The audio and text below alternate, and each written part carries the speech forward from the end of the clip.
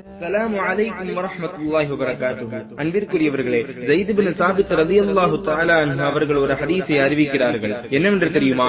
நான் ஒருமுறை நபி அவர்களுடன் பள்ளிவாசலை நோக்கி நடந்து வந்து கொண்டிருந்தேன். அச்சமயம் அண்ணல் நபி ஸல்லல்லாஹு அலைஹி வஸல்லம் அவர்கள் தங்களுடைய புனித பாதங்களை மிக நெருக்கமாக எடுத்து வைத்து நடந்து வந்தார்கள்.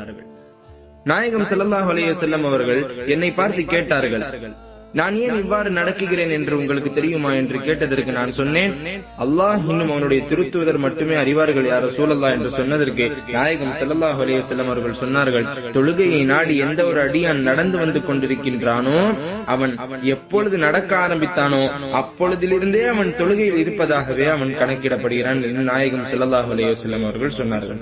எனவே கண்ணியத்திற்குரியவர்களே, அடுத்த தெருவிலேயே நாம் பள்ளிவாசலை வைத்துக் கொண்டு வாகனத்தில் செல்கிறோம் என்று சொன்னால் ஸல்லல்லாஹு அலைஹி வஸல்லம் கூறிய இந்த கூலியை நாம் பெறாமல் ஆகிவிடுகின்றோம். எனவே நாயகம் ஸல்லல்லாஹு அலைஹி வஸல்லம் அவர்கள் எவ்வாறு நடந்து பள்ளிக்கு சென்றார்களோ அதே போல் நாமும் நடந்து பள்ளிவாசலுக்கு செல்லக்கூடிய பழக்கத்தை நாம் ஏற்படுத்திக் கொள்ள வேண்டும். எனவே நாயகம் ஸல்லல்லாஹு அலைஹி வஸல்லம் சொன்ன அந்த நற்கூலியை அல்லாஹ் ஜல்ல ஷானஹு தஆலா நமக்கு வாரி வழங்குவானாக. ஆமீன். அஸ்ஸலாமு அலைக்கும் வரஹ்மத்துல்லாஹி வபரகாத்துஹு.